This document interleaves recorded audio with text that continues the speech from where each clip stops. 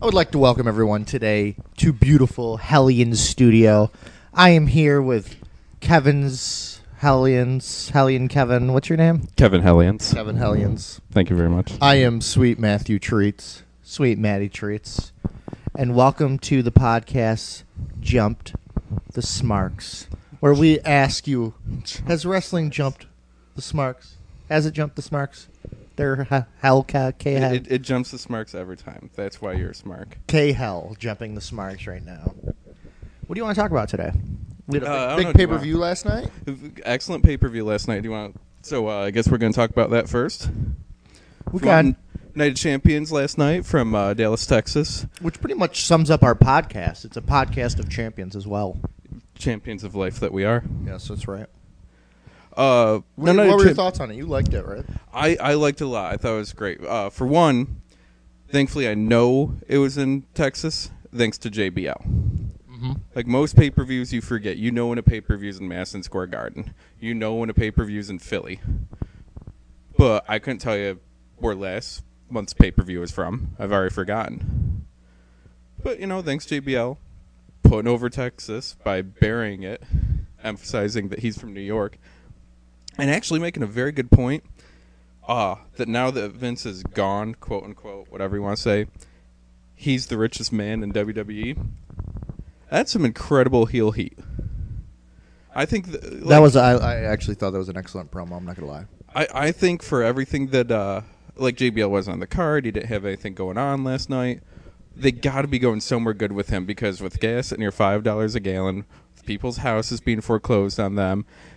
You're going to boo the rich guy more than anyone else. That was excellent. He could be like the biggest heel in all of wrestling within the next month or two.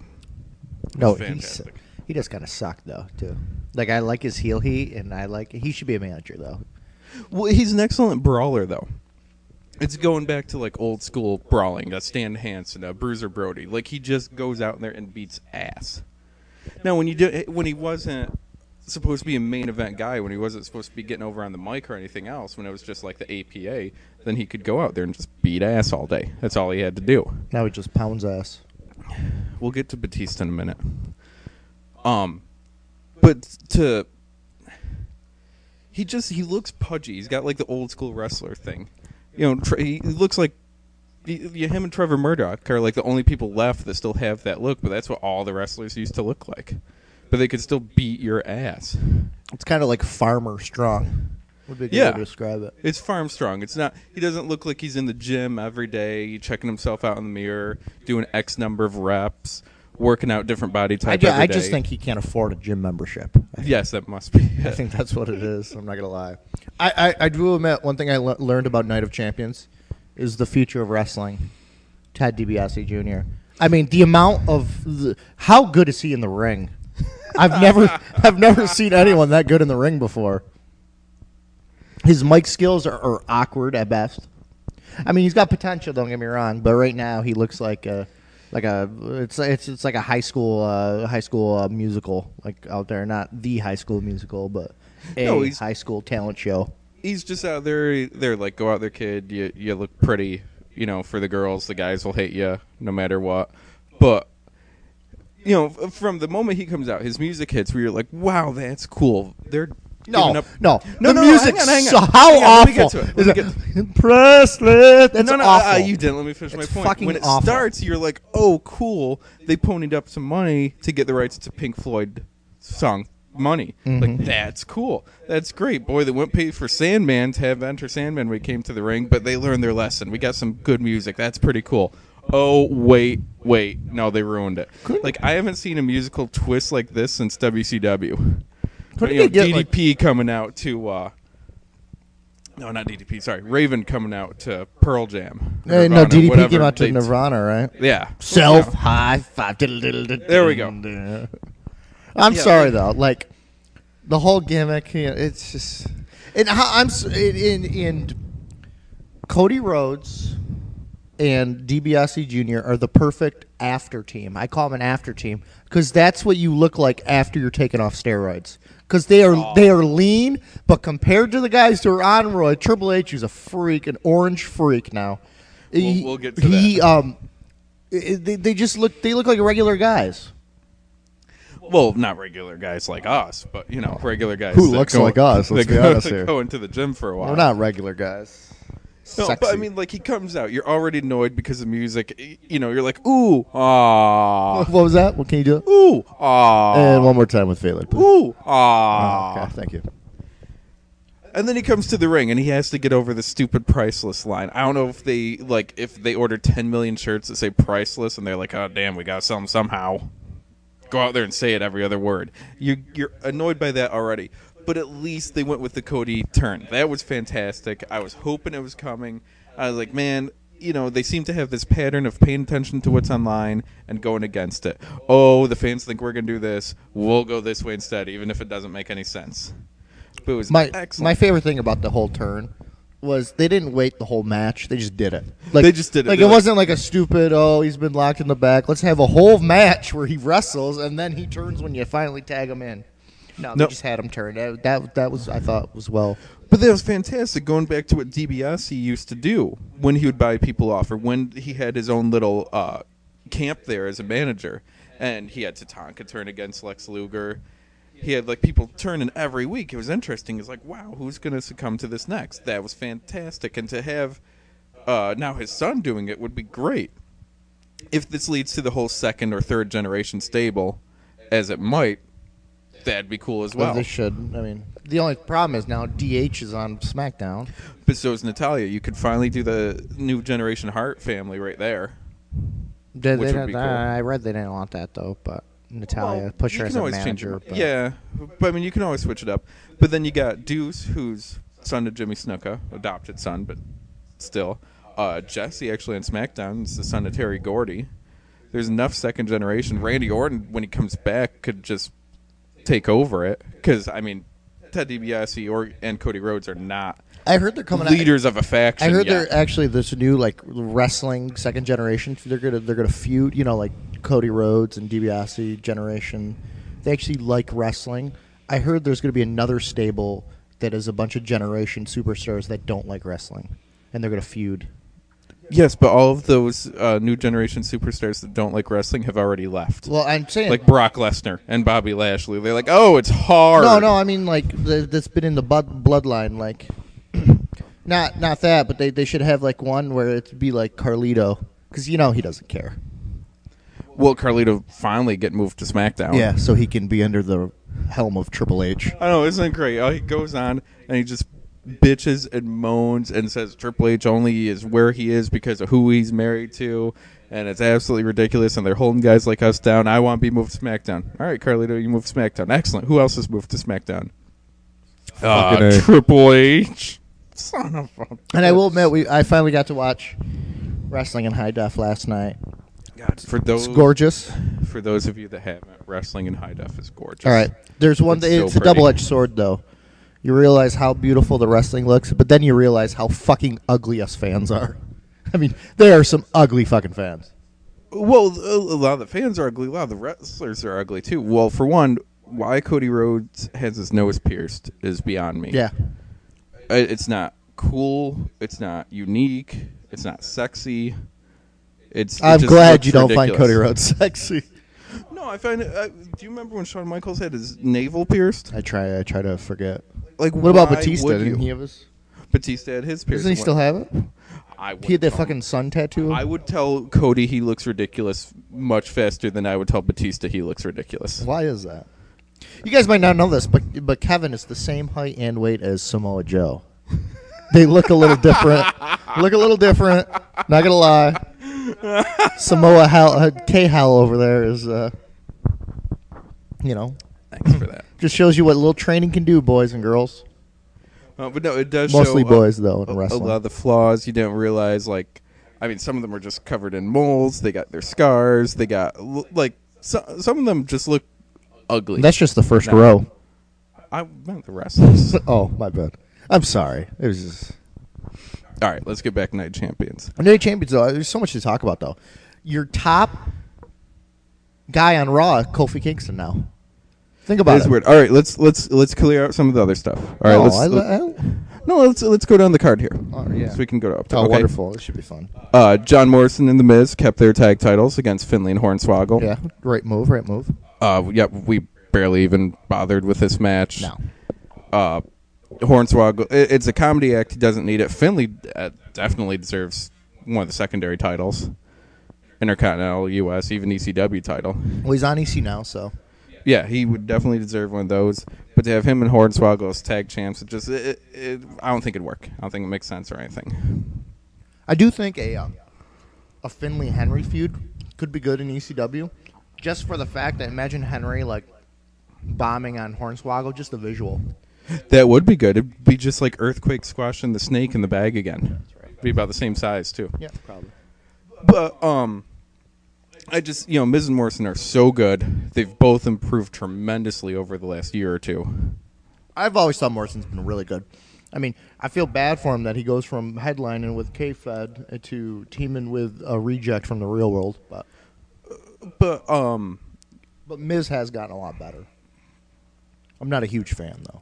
Miz has gotten better. Morrison's gotten better, too. And Foley was in 1 week on SmackDown, Foley was announced and mentioned that now John Morrison is not trying to do the moves that just look cool but have no reason for it. He used to do like a little breakdance spin into a leg drop. Yeah, it looked cool. Well, there's no reason for it. It's just like, hey, I can do it. It's kind of like certain indie match style. Let's go for the spot fest. This looks cool. That looks cool. This looks cool. Why are you doing it, though? Well, yeah, but it looks cool. But think about it. All of wrestling is disbelief. I mean, really think about it. Everything makes no sense in wrestling. I mean, you have to go with stuff that looks good. It's got to be aesthetically pleasing to the audience. I mean, things that. Oh, why does the guy sit outside and catch the guy from falling onto the ground? Because it looks cool. It's. But then we get into match psychology too. There needs to be a reason for it. There's an interview with Raven that I watched a while ago, where he's saying if his opponent goes to the outside, well, now the Raven could do it now, but let's say someone a little more skilled. Your opponent goes to outside and you dive after them. And, the card's like, ooh, cool, but you don't really get a big pop for it. However, your opponent goes to the outside. You go to dive on top of him, the ref stops you. No, you're not supposed to attack him. He's on the outside. You lock up again. Your opponent goes to the outside. You try to jump him. Ref's like, no, you can't. A third time you lock up, the opponent goes to the outside. Now you dive over. Now that the card's been teased 2 times, the pop they're going to get when you finally go out there and attack him is going to be much bigger. There's a psychology and a reason to it. Yes. So if Morrison could have put these things in for a reason, maybe he goes for it once. The guy blocks it. But it's also hard. It's also hard to put that story into a match that only lasts 8 minutes. Oh, true. I mean, when you're working the WWE style, you can't really. You just have to go with what looks cool. I mean, I'm not saying I like Morrison. I understand what you're saying. This is ring psychology. I mean, but I think one of the reasons, like, people are always like, "Oh, Triple H can do psychology." Oh, well, are you thirsty over there, big guy? Sorry. Triple H can always do psychology and all this stuff. Well, he's like one of the only people that gets the opportunity to do it. Him and Shawn Michaels can do. You know what I mean? Like, it's just ridiculous. All right, we'll get into that again. Let's move down card. Yes, let's move down. Matt Hardy beat Chavo Guerrero, thus keeping his U.S. title. I could care less. No, and I mean, it's Hardy having a secondary belt finally, which he's deserved for a long time. But isn't it funny, though? Hardy gets a secondary belt, gets moved to ECW, where it looks like he's going to have, like, the main title, and then Mark Henry wins. And guess what he has? Another secondary belt. There's always someone above him. They can't let him hold it. He's never been IC champ. He's never been U.S. champ. He had cruiserweight as a joke, really. Hardy just looks awkward to me in the ring. The way he runs, I just don't like it. I think he's come a long way with his style. I know. He's just so blah. But he's more Matt-based, which is going to keep him around for a while. Well, that's why he's not keep Jeff. Improving. But Jeff Hardy's going to kill himself at some point. Yeah, but you know what? At least it looks cool. It does, but and then they've both gotten better. But I mean, like Matt Hardy, watch Matt Hardy throw a punch. It's one of the best punches in wrestling right now. Oh wow! It just looks good. It looks like it hurts. So he's got like this good ground game to him. So he can continue to have good matches for quite some time. I just don't like Hardy. I just can't get into him, man. Anyways, I think that the reason why the belt did not get switched over to Chavo is if you've seen some of the things on SmackDown with interaction between Chavo, Vicky Guerrero, Edge, it seems like Chavo is very annoyed with the whole Edge-Vicky Guerrero alliance there. They kind of threw him to the Wolves one week, just threw him out there, get beat up by Undertaker. Chavo keeps giving looks when they're discussing their marriage. I think we're going to have a Chavo turn against Edge. I think Chavo's going to finally have it with his... Do you think people will care? I think they'll care for anyone to go against Vicky Guerrero right now. Just Vicky Guerrero and Edge have such amazing heat. Edge is the best. I mean, Edge is probably best heel in the business right now. I think he's the best worker, period. Vicky Guerrero just comes out and you just hate her immediately. She comes out in the wheelchair. She interrupts great matches. She just comes out with this annoying voice saying, "Excuse me! Excuse me!" Changing things on the fly. It's fantastic. Yeah, I guess. But it makes sense for, no title switch there. I care less about Chavo Guerrero. I'm sorry. They don't give me a reason to care, so I don't care. All right. What else you got there, big guy? Next up, we had the Monsters Ball. Awful. Wait, it's not TNA. Sorry. Yeah. Thought that was what the match was. At least they could have thrown like Halle Berry naked. Wasn't she naked in that movie Monsters Ball? Yes. Yes, thank you for that. You're welcome. Where Mark Henry beat the Big Show and Kane. Well, pinned Kane. Like one of the Triple worst threat matches match. ever. It was slow. It was plodding. It was like watching pudding settle. It was like having sex with Kevin. Slow and plodding. Watching pudding settle. Watching pudding settle. But it was just the only cool thing about it, and maybe it was just the high def setup that we were watching it on. I've never heard a match sound better. Like every hit, no, it's just a weird thing. But like every hit, every sound better. No, like every hit, So every the slam. the is just blind like, audience ooh. really enjoyed that one. 5 stars for Stevie Wonder. Loved it. Like seriously, what the hell? No, I was just like, wow, that's interesting. Like this just sounds destructive. It sounded like Cloverfield's busting through WWE. Yeah, it turns out it was the Predator, Mark Henry. The Predator, Mark Henry. I, Pussy mouth, Mark oh my Henry. God! And then the whole was Kane, Shit did Kane sandwich really Mark get Henry. hurt? I'm still confused That was really weird because it didn't look like the fall itself. I didn't think looked like it hurt, but the way he he was outside forever. He laid on the mat. He didn't do a thing. You see Mark Henry walk over to him, check like he's going to kick him or something, and then walk away. Which I would assume is Kane saying, "I can't move. Don't hit me. Focus on Big Show." Which would make sense. Like each triple threat match, some guy ends up on the outside, someone ends up hurt, something. So you can have 2 guys go at it for a while. Happens every triple threat match. But there's easier ways to do But it. then actually people check on him too. That's the thing. People came out. Mark Henry looked lost in the ring, but it is Mark Henry. But it looked incredibly awkward. I didn't know what was going on. And then Kane, the veteran that he is, continues to sell the knee injury the entire match by immediately getting up from the floor, climbing the ring apron, climbing the ropes, and going off the top rope for a clothesline. Yeah, it's just ridiculous. I mean, that's what I don't get, I guess. Yeah, let's go. I don't even want to talk about this match anymore. But I did like seeing Henry finally getting title. He's been with them, Care like less. 12, 14 years. Because he had sucks. a token European title. But Barry Horowitz is a better wrestler, and he didn't get a title. Seriously. It's not awful.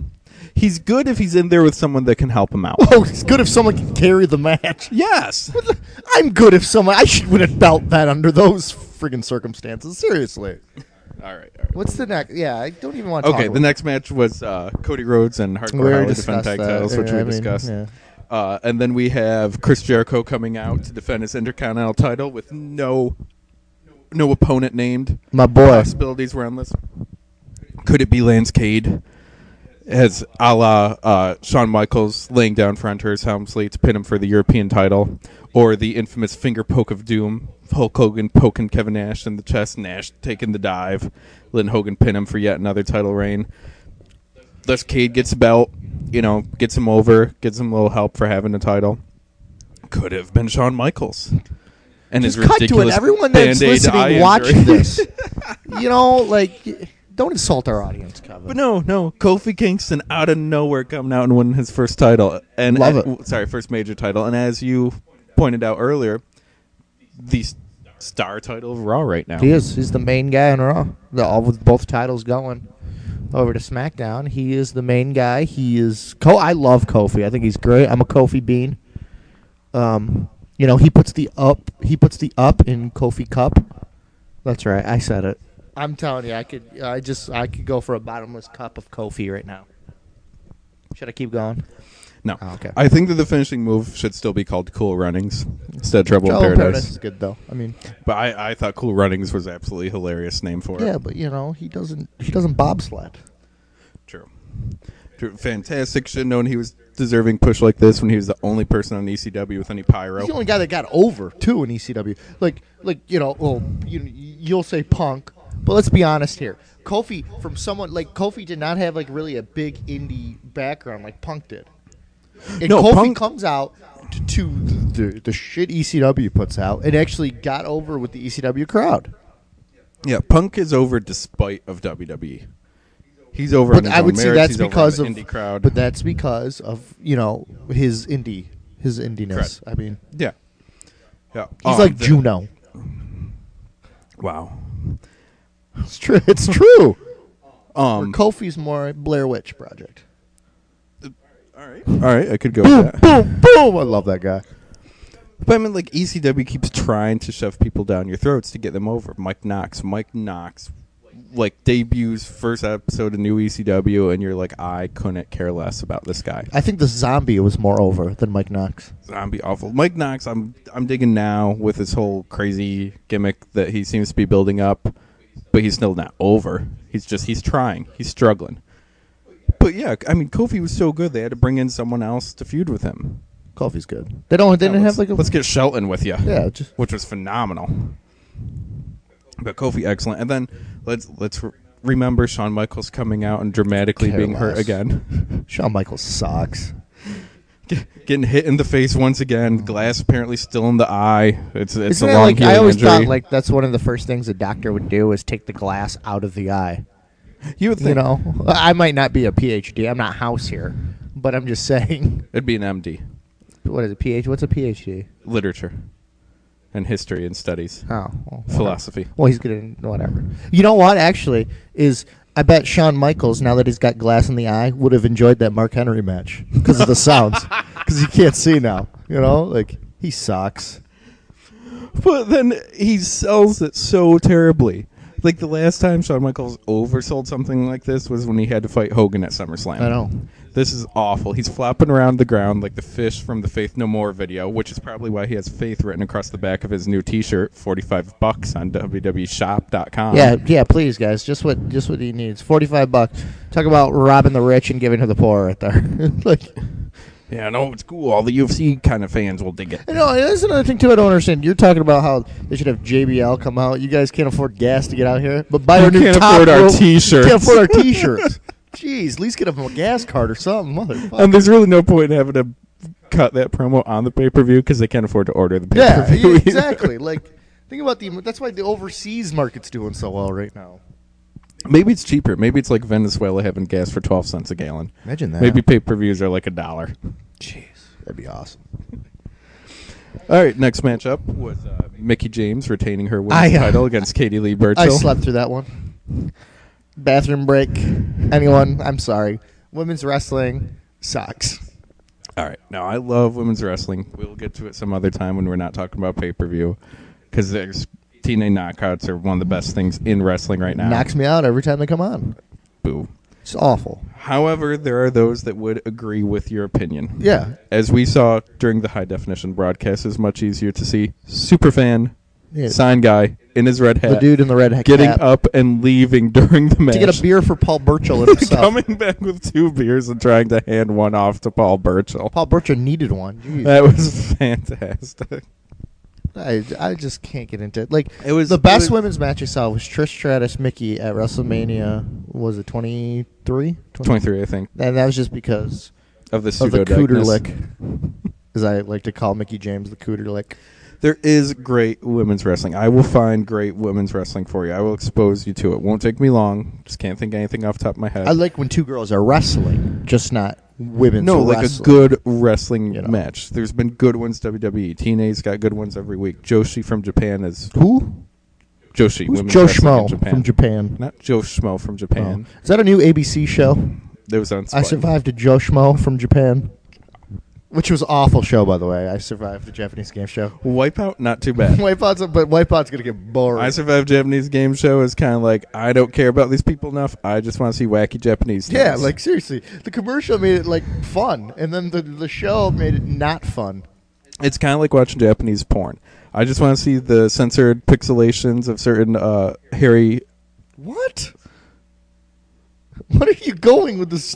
Apparently I went too far. With this Japanese porn. I wasn't talking about Japanese porn. Back to wrestling. What the hell is wrong with you? That's why it's called Hellions, folks. Next we had Edge retaining the title over Batista. Love Edge. Which was a surprise. Many people thought Batista's winning title, bringing it back to Raw. Yeah, whatever. Although I've enjoyed the Edge Batista feud. Great. Edge puts on great matches with anyone. Batista has been wrestling awesome lately. Like, he hasn't really had a terrible match. But it's the people he's been against. I'm not sure. Is it Batista has gotten that good? Or is it his level of opponents are that good? Look at, he's been against Edge, against Undertaker. Well, who would have thought Batista Undertaker would have been as good as it was? I thought at WrestleMania that to me stole the show. Like, true, but I mean Undertaker's always gonna be good. Oh yeah, just like when he was good against Ken Shamrock in that. Shut up! I still like that match. Just sucked. It was Undertaker first showing his MMA influences in there. That was an awful match. A and B. Didn't he wrestle the Awesome Chronic in a tag match once before? That was awesome. All right. Yeah, that was a terrible match. How can you go from being one of the best wrestlers yet having two of the worst matches ever? All right, I love the Ken Shamrock one. It was the first time I saw Undertaker pulling off some MMA stuff. God. I thought it was excellent. I thought they were great counters and all. It was just so new. I loved it. Chronic was great in WCW. Just the APA gimmick, which has been used in wrestling many times before then. Just two big guys going out, kicking someone's ass, and that's kind of like when we go out to the bar. And that was an awful match. Brian Adams, Brian Clark, I thought should have been teamed up for years. I thought they were great together. I thought they had an awesome look, but boy, that was awful. And the only thing that came of Chronic is Stevie Richards somehow ended up with their music. How can you say that? I thought it was great. But I thought Batista has really stepped up. He really has stepped up his game. No matter what you say, this opponent, that opponent, he stepped up his game. No, Batista is surprising everyone. But I'm wondering if he could carry someone yet. But another question I have too is, when are the fans going to get sick of Edge constantly getting pulled out by Vicky Guerrero? Well, La Familia. Well, at her age, you really have to pull out. Oh. Go ahead. The matches. No, but, I mean, the only thing I can think with all the interference and everything last night is maybe that's going to be their way to get that belt onto Raw. There's going to be a mandatory rematch between Edge and Batista for that title because of the constant interference of La Familia, which is the only faction right now, depending what happens with DiBiase and Cody Rhodes. It's only clique group right now in wrestling. Yeah. But they're starting to get annoying. No one's over besides Edge. So we're not building anyone up here. It's just like a bunch of guys to keep one person with the belt. Four Horsemen was to keep the belt on Flair, but at least everyone was over. Tag champs, TV champs, U.S. champs. Yeah, but then again, you didn't want Chavo to win the U.S. belt. Because I want to see him turn. I want to see the angle end. I want to see him turn. But Ryder and Hawkins, if it was getting other people over, Ryder and Hawkins should have had the tag titles by now. Do they even wrestle? Like, every time I see them, they're just kind of chilling. Like every 3 weeks on SmackDown, maybe they'll have a match. They're like the Haley's Comet of wrestling. Once every 75 years. But Chavo coming out as the special ref, should have seen it coming weeks ago. Vicky Guerrero getting tossed over the top rope was pretty fun, though. Yeah, I guess. No. Well, I mean, an overall, a good match. Edge and Batista always having good matches, but you're just disappointed because you're like, God, one of these belts has got to be coming to Raw, and we know Triple H isn't going to lose if he's in the main event. It was just such a letdown. Yeah. Let's move on to that. H. All right, to Triple H and John Cena. Orange Crush. Maybe it was us watching it on the high def. I don't know how the other TVs looked, but Triple H couldn't have looked any more orange last night. We gave him a lot of nicknames. Should we start? Chester Cheetah. Triple H's tribute to Taz, dressed in orange and black. Yeah. Orange Crush. It's tribute to Public Enemy. Johnny Runch and Rocket Rock. Curing scurvy with his vitamin C, all orange. Oh, God. Otto the Orange for you Syracuse, upstate New York natives. What else? Oh, he looked like a Cleveland Browns helmet was one of my favorites. He looked like Tigger. Tigger, yeah. What was it? Hydrogen? No, what was it? Oh, shit. The stuff where you put on a cod or something. Oh, the iodine. Iodine man. When they rub the iodine on you in the cut in the hospital and it just turns your skin orange. It was awful. He was just orange. He looked like an orange popsicle being held by a black man. Okay. What did that be? A grape popsicle? I'm sorry. I had to. I'm going to get killed now. But I think the match was good, though. I enjoyed it. Well, but I think when John Cena came out a couple weeks ago and said there are a few iconic moments in wrestling, and they're playing Hogan slamming Andre when Andre was 900 pounds and he ripped through the earth and died immediately after. H was gonna win. When, Hogan and The Rock fully coming off the cell, Shawn Michaels rappelling into the arena, like iconic moments in wrestling. And the most memorable thing in this match is Triple H looks orange. Yeah.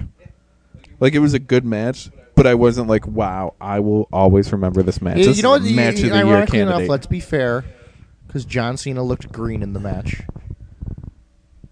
That's right, I said it. I don't think he looked green. I thought Cena. I like Cena. I can't. Cena looked good. Triple H on the new King of Kings video at a Christian supply store near you. King of Kings. No, all right. That was awful. The funny thing you'll learn about Kevin Folks over the weeks is he'll have these jokes in his mind, and he'll get no reaction. But after he says a joke, he looks around for approval like a little child. It's so funny. It's so cute. All right. Triple H said on the King of Kings video that when he first fought Cena comes up to him after match like, hey, how was the match? How do you think I did? What can I do? What can I improve? Looking for help, which was an excellent thing to do, which is maybe sucking up to Triple H, but also going to the veterans like, I want to get better. What can I do? And Triple H is like, well, flat out, you suck. And Cena, instead of being like, fuck you, I'm the champ, was like, all right, what do I need to do? And you can tell he is adding things. He is trying to get something going. He is doing better psychology. Triple H trying to avoid the STFU throughout the match was a great little storyline going in there. It's a move that beat him before. He can't get locked into it. Mm-hmm.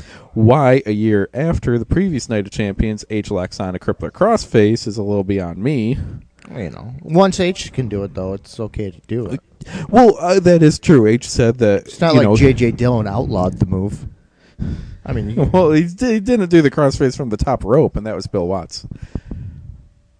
But it wasn't... I mean, Triple H is like, well, I figure I should do the crossface first because then it's showing the other guys that it's okay to do it again. What a humanitarian Triple H is. Do you remember after 9/11 when Triple H came on David Letterman and taught us all it was okay to laugh again? Here he is again, locking on the crossface, showing us it's okay to crossface people again. I crossface people every day. And really, what better way other than Triple H doing the crossface to pay tribute to the events a year ago than throwing Vicky Guerrero around the ring? Yeah. I thought someone should think ahead. There should be someone in a WWE office that is able to spin things like, that might not go over well. At least it's going over, period. True. Yeah. Not going over well, it's Mike Knox, once again. All right, but that was our Night of Champions. So here's what do you do on Raw now? I mean, you got no Vince now. Both belts are gone. I was talking to a friend, and he came up with a great idea. You make the Money in the Bank the title. Like everyone trying to win the Money in the Bank off of Punk. That's not or have Punk be the last hope for Raw to get the Money in the Bank. See, I was thinking that too. They're going to have some almost a Rocky-esque montage of people building up Punk. Like, it's up to you, man. You got to win it. Like, people coming out, helping him train, having matches with him to get him over. Like he's the great white hope of Raw.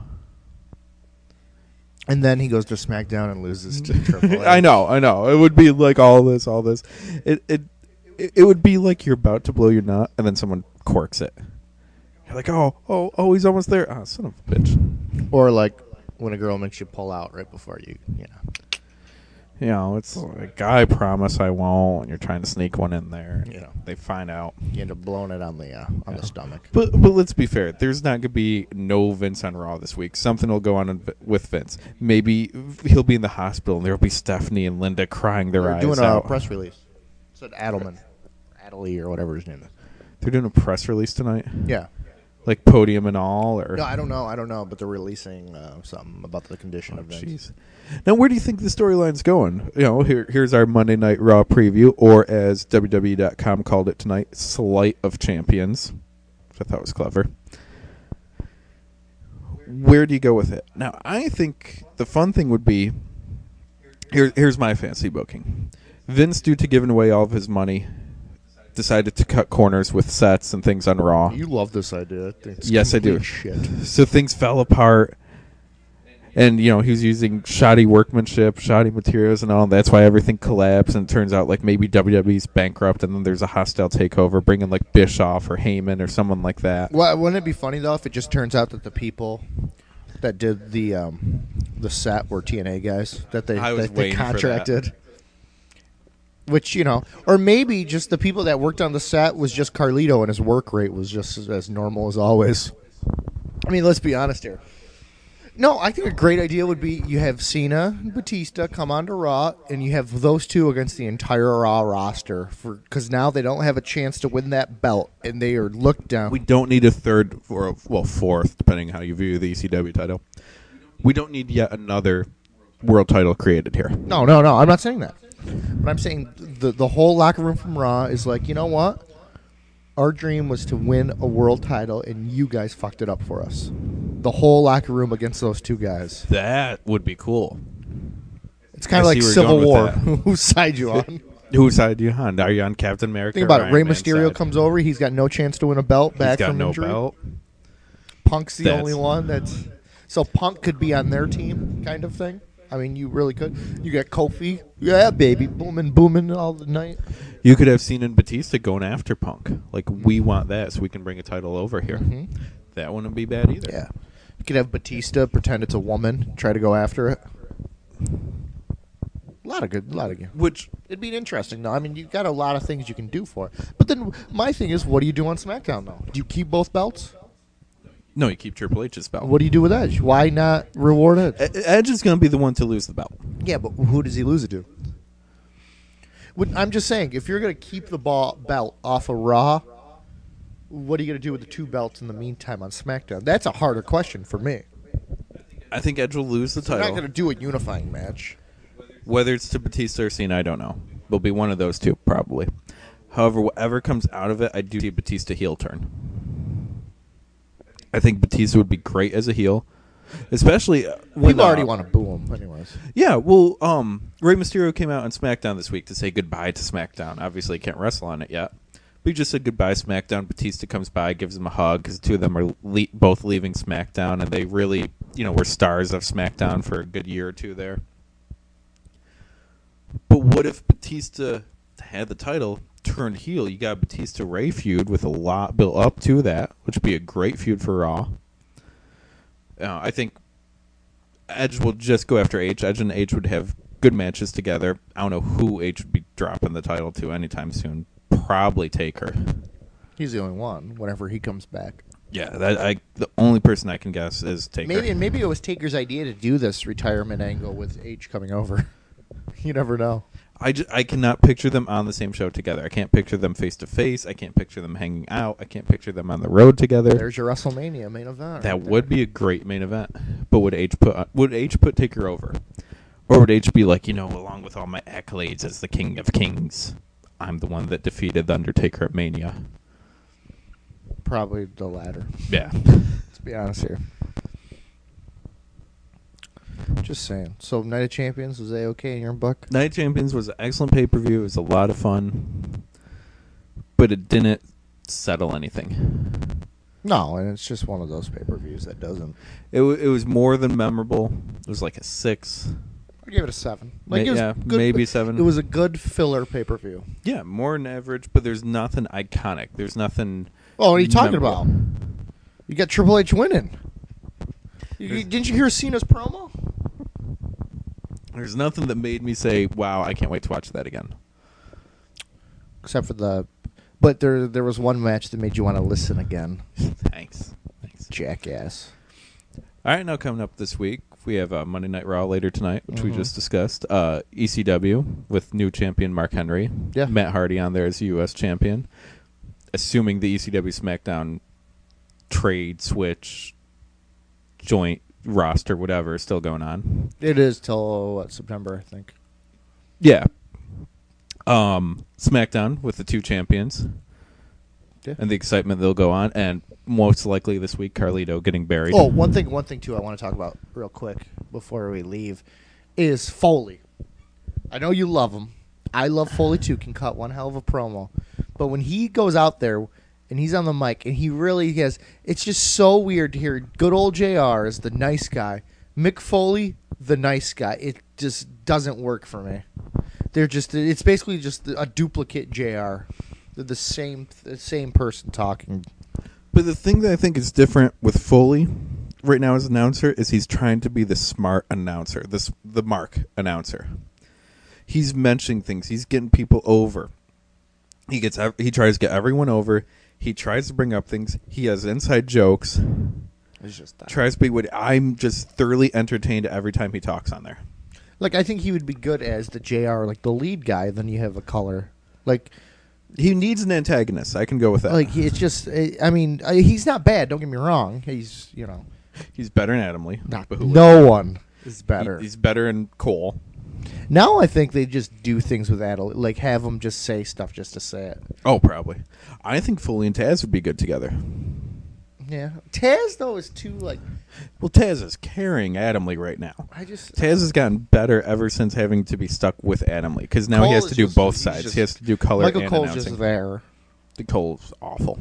He doesn't care. Of course, Lawler just talks about puppies, and Lawler's toned down the act, but it's a stale act. However, who else would you put there though? Yeah, Lawler. Lawler's Lawler. He's a staple. Yeah, and as TNA has shown us, there's not a great backlog of announcers just waiting there for their chance. I love Joey Styles. Joey Styles was excellent. And Taz. I would go with Adley and Foley and JR and King. That's it. Adam Lee and Foley might work just because Foley would get so annoyed that at least he'd have. It would be fun. He'd have some heel commentating. Bring back out. Cyrus too. Cyrus was good. Cyrus the Virus. Cyrus was good. So we got some more TNA this week. Yay. Coming up, TNA's excellent. The thing with TNA is you need to watch it every week. And of course, this Saturday, big UFC pay-per-view. Quentin Rampage Jackson I like against my Forrest violence Griffin. fake. Well, that's part of the Hellions thing. That's why I watch boxing. That's part of Hellions, though. Wrestling, comics, MMA. If there's guys in tights, we'll be there. Is there anything Hellions doesn't do? Ballet. Would you money. do male ballet? We don't make money. Oh. That's about the only thing we do. All right. Well, that's it from Kevin putting the lion in Hellion. And I am Sweet Maddie Treats, and this is our first Jumping the Smarks podcast for all you wrestling fans out there. Do you have anything you want to add? No, I just want to say thank you for joining us on our first podcast. Listen to our friends there over at EmpireHardcore.com. Are they really our friends? Yes, they are. Let's be honest. Yes, they are. I mean, like two things hardcore: music and porn. We're not getting heat with pounders. All right, we'll talk to you later, guys.